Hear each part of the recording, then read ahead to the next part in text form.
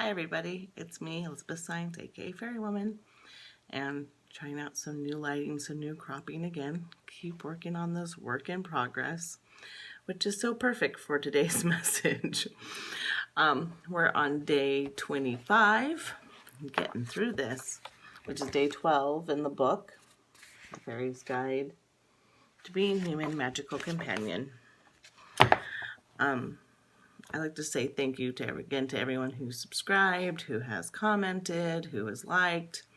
I'm actually considering doing another series where I talk more about fairies, working with them, and just a different type of fairies and things like that. So kind of a Fairies 101. So if you're interested in that, and if you have questions you would like answered in that, please comment below and let me know so I can start thinking of things to talk about on those ones. And also just, I might throw in some information if I get a lot of some same kind of questions in the next few, because there seems to be a lot of questions about working with fairies and how to work with them instead of just getting the messages and doing the action steps. So, fairy message for day 12, which is day 25 for us. The very message is, humanity forgets that perfection is a matter of taste. What is perfect to one set of eyes can be horrid to another. Vanilla is perfect for some, and chocolate perfect for others. Does this mean you're wrong if you like vanilla? Did you fail to not be chocolate? No. If you are vanilla in a family of chocolate, you may feel wrong. It just means you need to go find the other vanilla lovers out there.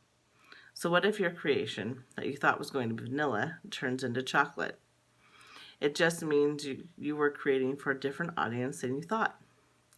The only time this is a problem is when your vanilla creation starts to turn chocolate and you stop. When you find out it is not going to be vanilla, you just stop. You berate yourself for doing it wrong. You give up creating vanilla altogether. Why? You have two choices. See what flavor it is becoming, or scratch the batch and try again. There's no wrong choice here, just different experiences. Your creation could be a project, a relationship, a job, a plan, or a day. It doesn't matter because the principle is the same. You cannot give up and you have not failed. You can either start all over again or figure out the next step to see where the experience is taking you. You need both vanilla and chocolate to have balance in your world. Stop comparing and start enjoying the moment. The fairies. I love that quote, that comparison is the thief of joy. And I feel it so strongly, especially in this day and age of social media and people showing only particular sides of themselves. There's also that one about stop comparing your insides to other people's outsides. Everyone has different preferences. And what one person enjoys and loves, another one might think is horrible and boring. I can think of several things, even just between my husband and I, of things that he loves that I have no interest in, and vice versa. And it doesn't make one of us wrong. It just means that we have different passions and different things that we're into, and that's fine. And everyone in the world is going to have all kinds of different passions, and some will match up with yours and some other ones won't, and that's okay. That's what being a multi-layered human is about. And in that, we create so much judgment about how something is supposed to look. This right here, this is what success looks like. This right here, this is what being healthy looks like. This right here, this is what, put some label on it. And as you expand your consciousness, as you start accepting more and more of just what is, you'll start to see that there are lots of ways that success can look. There are lots of ways that happiness can look. There's lots of ways that you might find you actually feel happy and comfortable that you've been judging as wrong. So I would love to invite you just to look at those different places. Stop comparing yourself to others and what you think other people think success is or how it needs to look. Instead, get into what feels right for you. The action step. Take time to reminisce today about mistakes you made in the past. Follow that mistake until you find the good it led you to.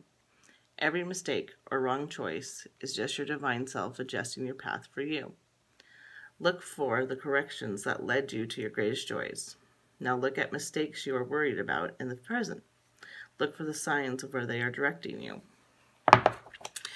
As a chronic anxiety worrier, way too in my head person, this is one of the actual action steps that I have used to help me kind of pull out of that space. I mean, I can still pull up things I did in the 6th grade 30 years ago that, I can't believe I said that thing to that person or the thing.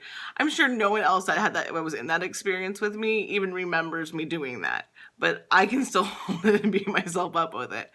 So if we go into where those mistakes led us, or, oh, I had that experience and then that led me in the future to react this way instead, it pulls you out of the shame, the, beating yourself up over, and helps you see the real divine weaving of experiences through your life.